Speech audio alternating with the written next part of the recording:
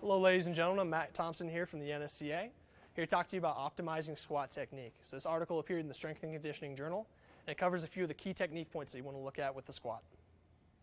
All right, so I have Doug here with me today. He's going to be helping demo a few of those key technique points for you. So Doug, if you could go ahead and unrack the bar and take a few steps back.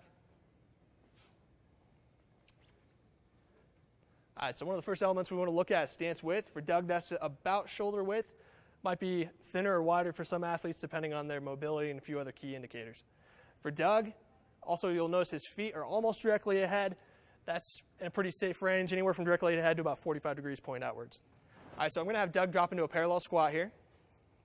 Go right there. All right, so you notice that his heels are flat on the ground, which is exactly what we want.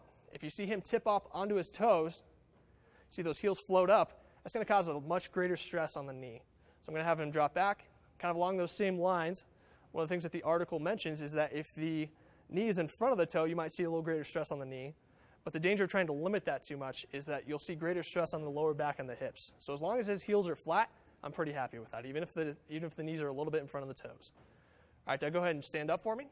Now drop into a deeper squat, just below parallel. There you go.